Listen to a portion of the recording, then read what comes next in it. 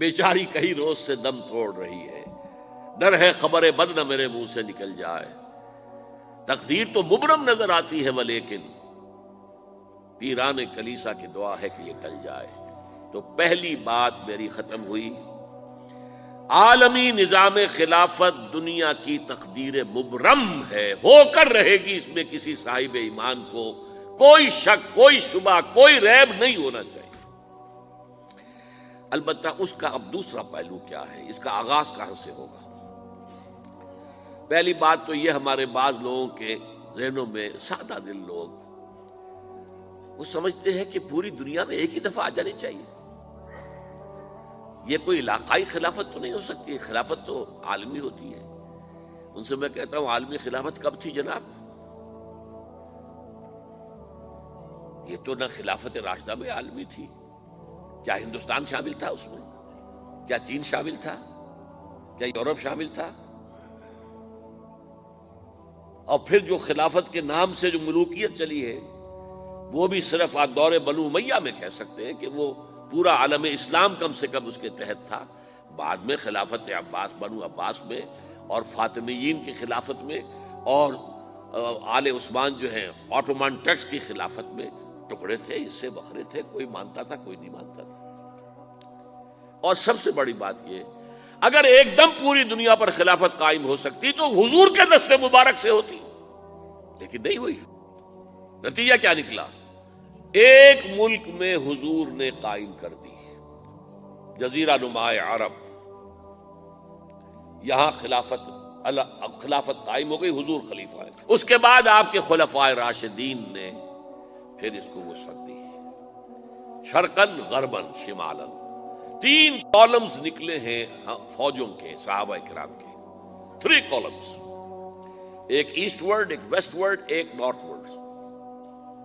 ایک عراق کو فتح کرتے ہوئے ایران میں پہنچ گیا، خراسان تک چلا گیا، ایک شام کو فتح کرتے ہوئے اور پھر سینائی پیننسولا سے ہو کر افریقہ میں داخل ہوا اور اٹلانٹک تک پہنچ گیا، تیسرا سیدھا شمال میں گیا، لیکن یہ زیادہ دور نہیں جا سکتا تھا، کوکیشین ماؤنٹینز آ گئے، کوہ قاف، اس زمانے میں تو یہ یوں سمجھیے کہ امپیسیبل تھا نا، کوہ قاف، لہذا وہاں آ کر رک گیا بابا۔ اب بھی یہ ہوگا، کسی ایک جگہ سے شروع ہوگا پھر پھیلے گا، اس کے سوا کوئی چارہ کار ہے ہی نہیں۔ اگر ہر جگہ پوری دنیا میں ایک ہی وقت میں ہو سکتا تو حضور کے دست مبارک سے ہوتا صلی اللہ علیہ وسلم۔ اب وہ نقطہ کون سا ہوگا، نقطہ آغاز کون سا ہوگا؟ اس میں پہلی بات تو میں نے کہا، جو شک کرے گا اس کا پھر ایمان مشکوک ہے، ہوگا، لازماً ہوگا، گلوبل ہوگا، پوری دنیا میں ہوگا۔ کہاں سے شروع ہوگا اس میں آپ اختلاف کر سکتے ہیں، لیکن مجھے تو 2 حدیثیں تو ملی ہیں جن سے یہ اندازہ ہوتا ہے کہ یہ اس مشرقی خطے سے ہوگا، عرب کے مشرق کی جانب کسی ملک سے ہوگا، کسی خطے سے ہوگا۔ وہ حدیثیں بھی اب آپ پڑھ لیجیے پہلے، پھر میں کہہ رہا ہوں یہ خزانہ ہے جو ہم نے آپ کی خدمت میں پیش کیا ہے، کاش کہ آپ اس کی قدر کر سکیں، یہ حدیثیں آپ کو ازبر ہو جائیں، یاد ہو جائیں، لوح قلب پر نقش ہو جائیں۔ ہندوستان اور خراسان یعنی موجودہ افغانستان کا ذکر ابن ماجہ کی روایت ہے، عن عبداللہ ابن الحارث رضی اللہ تعالی عنہ قال رسول اللہ صلی اللہ علیہ وسلم یخرج ناس من المشرق یؤتئون للمہدی یعنی سلطانہ، یعنی سلطانہ، دونوں طرح سے پڑھ سکتے ہیں۔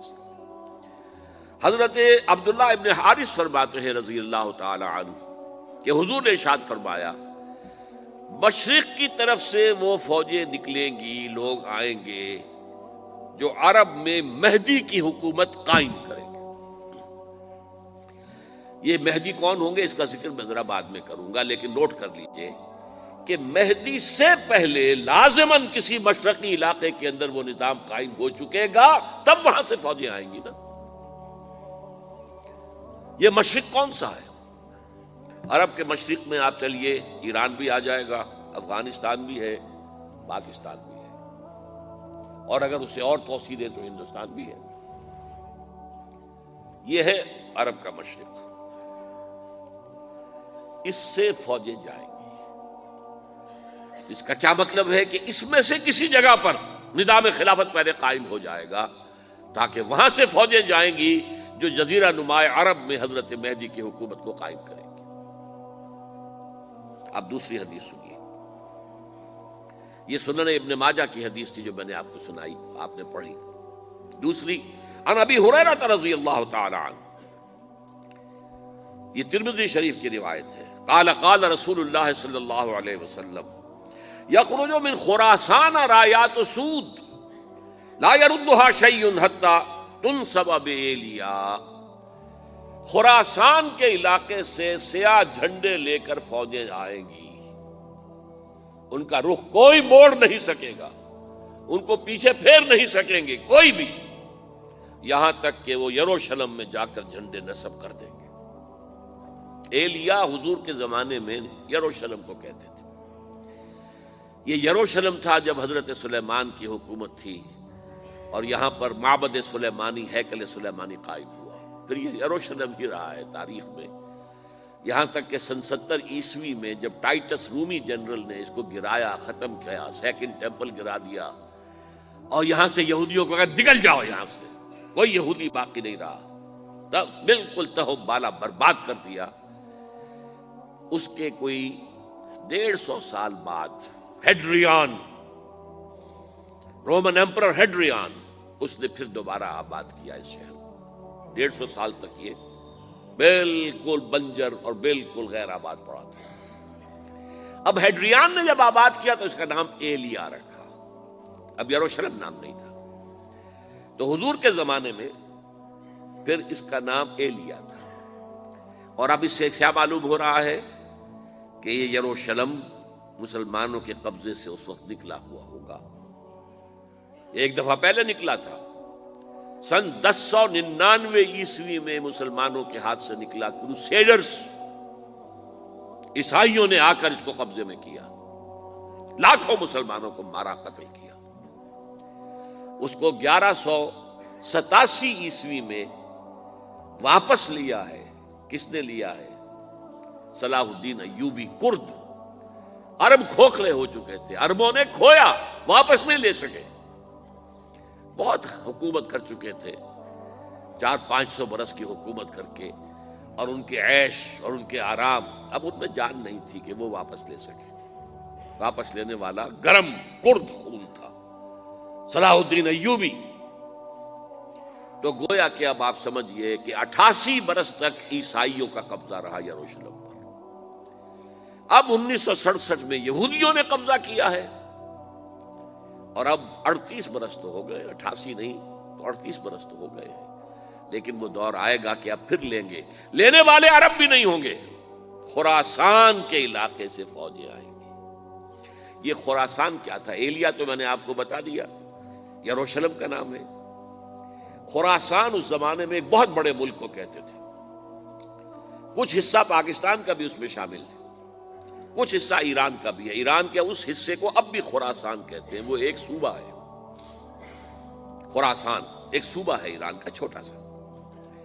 پاکستان میں خاص طور پر یہ جو علاقہ مالاکنڈ ایجنسی کہلاتی ہے، اس سے اوپر جتنا علاقہ ہے، اور یہ جو واخان کی ایک پٹی آتی ہے اوپر، واخان افغانستان کی ایک پٹی سی دم سی چلی آتی ہے جو جا کر چائنا کی سرحد سے مل جاتی ہے، یہاں سے لے کے یہاں تک یہ جو مالاکنڈ کا وہ درہ ہے اور پہاڑ ہے، یہ بھی خراسان کا حصہ ہے۔